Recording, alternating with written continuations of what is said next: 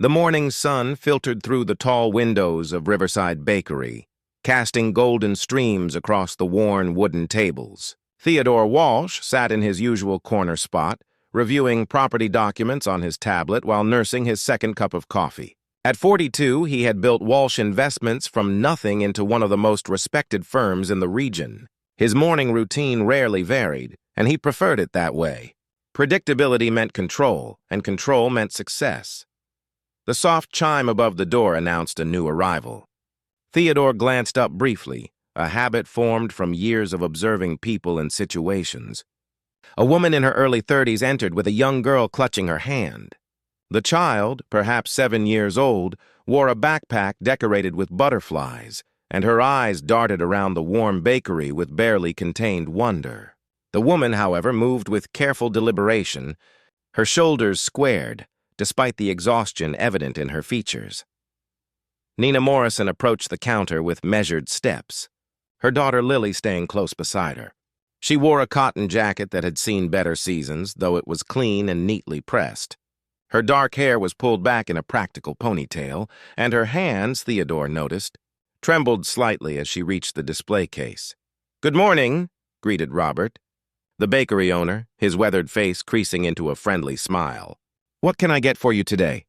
Nina hesitated, her eyes scanning the prices posted above the counter. "Do you have any bread from yesterday? Something you might be selling at a discount?" Robert's expression softened with understanding. "I save the day-old items until afternoon around 3 o'clock. That's when we mark them down. You're welcome to come back then." The words landed with visible impact. Nina's jaw tightened almost imperceptibly, but she maintained her composure. "I understand. Thank you for your time." She turned to leave, gently guiding Lily toward the door. "Mama," Lily whispered, her voice carrying in the quiet morning air. "My tummy still feels empty." "I know, sweetheart," Nina responded softly, bending down to adjust her daughter's backpack straps. "We'll have something soon. Remember what I told you about patience?" Theodore found himself setting down his tablet. Something about the exchange stirred memories he had long buried. Recollections of his own mother counting coins at grocery store checkouts, of meals stretched thin to last the week. He had sworn those days were behind him, that success meant never looking back. Yet here was this woman, facing similar struggles with the same quiet determination his mother had shown. "Excuse me," Theodore called out before his rational mind could intervene. Both Nina and Lily turned toward him. "Would you consider joining me for breakfast? I find these tables too large for one person." Nina's expression shifted through several emotions in rapid succession: surprise, wariness, and finally, a carefully neutral politeness. "That's kind of you, but we don't accept charity from strangers." "I understand," Theodore replied, standing and moving closer. "But I'm not offering charity. I'm offering company. Eating alone has become rather monotonous." He gestured toward his table where his barely touched croissant sat beside his coffee. "Besides, I ordered too much food and I hate waste." The last part was untrue, but something about this woman's dignity demanded respect rather than pity. Nina studied him for a long moment, her brown eyes searching his face for hidden motives. Theodore met her gaze steadily, surprised by his own sincerity. Lily tugged at her mother's sleeve. "Mama, the nice man has a sad breakfast. We could help him not be lonely." Despite the tension, Nina's lips curved slightly at her daughter's logic. "Very well," she said finally. "But only because Lily believes in helping others." She extended her hand formally. "I'm Nina Morrison. This is my daughter, Lily." "Theodore Walsh," he replied, shaking her hand and noting the calluses on her palm. Evidence of hard work. "Please sit down. Order whatever you'd like."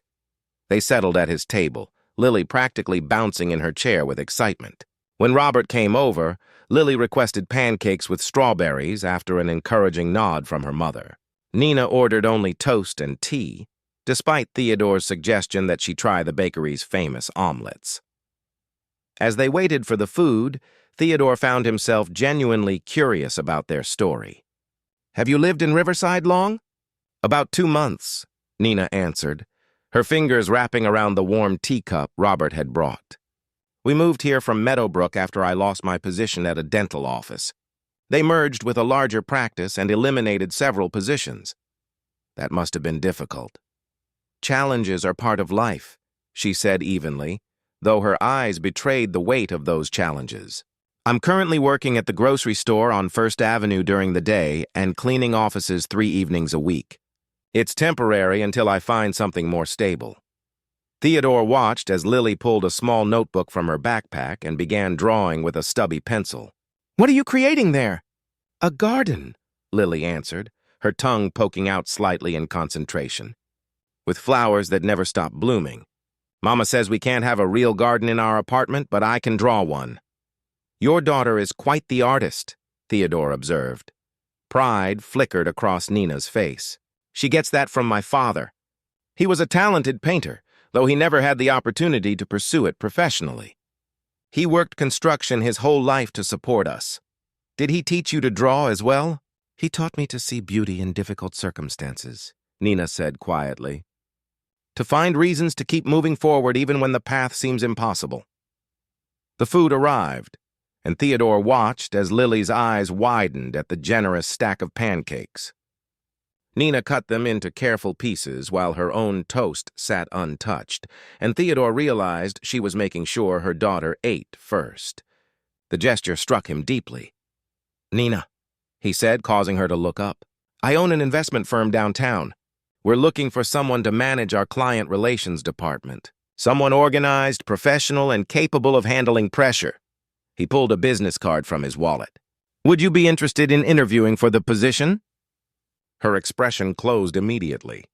I don't need pity jobs. Good, because I don't offer them, Theodore responded firmly. I need someone competent. Managing 2 jobs while raising a daughter alone demonstrates exactly the kind of capabilities I'm looking for.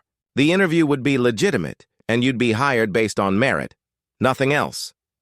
Nina stared at the business card as if it might vanish. Why would you do this? Because talent shouldn't be wasted, Theodore said simply. And because someone once gave me a chance when I needed one. Perhaps it's time I did the same. Lily looked up from her pancakes. Mama, you should go. You're really good at organizing things. After a long pause, Nina picked up the card. When would this interview take place? Tomorrow morning, 9 o'clock. My office is on the address there. Theodore stood, gathering his things. No pressure, no obligations. Just a conversation about possibilities. As he prepared to leave, having paid for their meal despite Nina's protests, Lily called out, Mr. Theodore, thank you for sharing your lonely breakfast. Theodore smiled, a genuine expression that felt unfamiliar on his face. Thank you for the company, Lily. It was much better than eating alone. Walking to his car, Theodore felt the weight of his impulsive offer. Jason, his business partner, would question his judgment. Hiring decisions weren't made over pancakes and sympathy. Yet something told him this wasn't sympathy at all. Nina Morrison had something rare in his world, authentic integrity born from real struggle. That kind of strength couldn't be taught in business schools. As he drove toward his office, Theodore caught himself hoping she would show up tomorrow. Not out of pity, but because he sensed that this chance encounter might change more than just Nina's circumstances. It might also remind him why he had started building his company in the first place, before success had insulated him from the very humanity that once drove him forward. The following morning arrived with crisp autumn air and nervous anticipation. Nina stood outside the glass entrance of Walsh Investments, her reflection staring back at her from the polished doors. She had borrowed a blazer from her neighbor, paired it with her only professional skirt, and spent an hour the previous evening researching Theodore Walsh and his company. What she found both impressed and intimidated her. The man was respected, successful, and according to every article she read, notoriously selective about his business decisions. She checked her watch. 8:55. Taking a deep breath, Nina pushed through the doors into a modern lobby with marble floors and contemporary art adorning the walls. The receptionist, a polished woman in her 50s, greeted her warmly.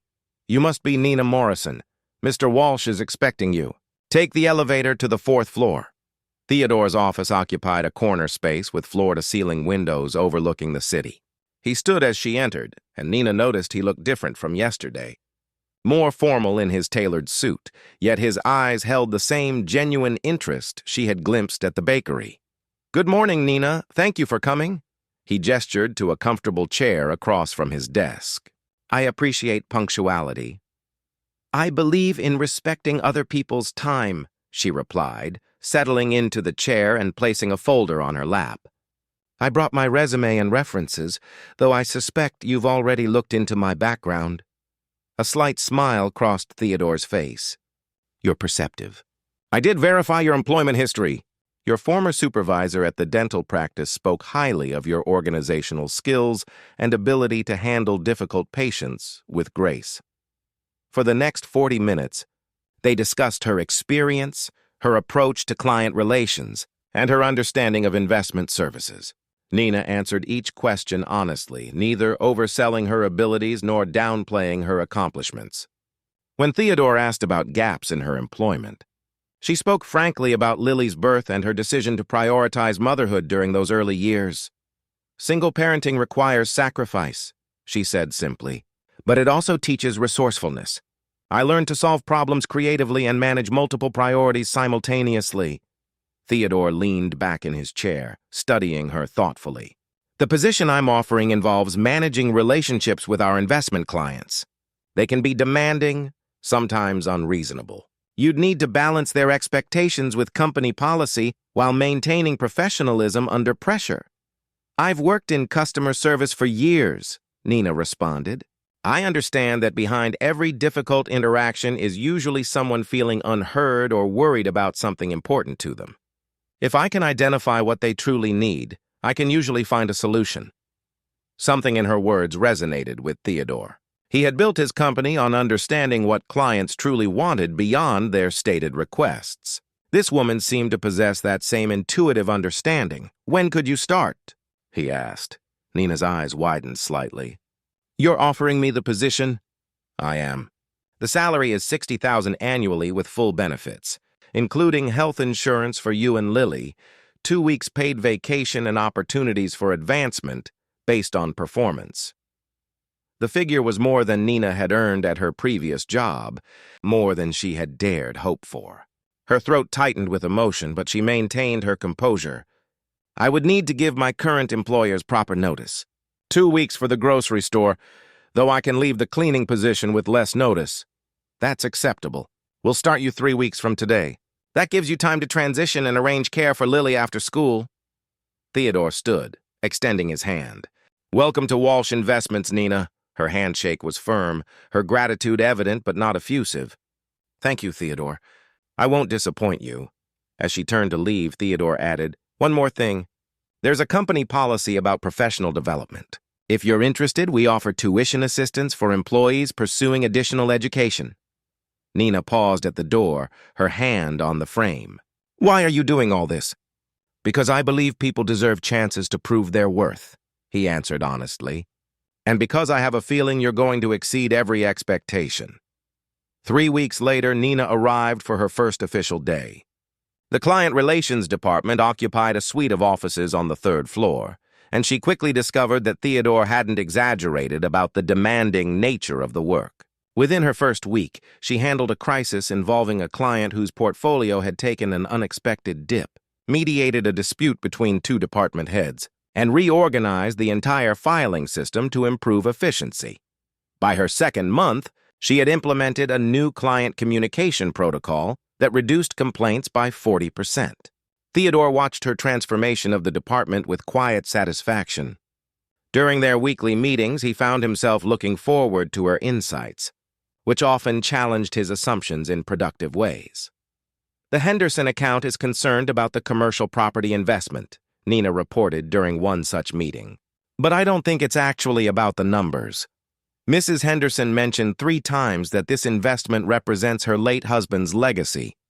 She's afraid of dishonoring his memory if it fails." Theodore considered this. "So we need to reframe the conversation around preservation and growth of that legacy." "Exactly.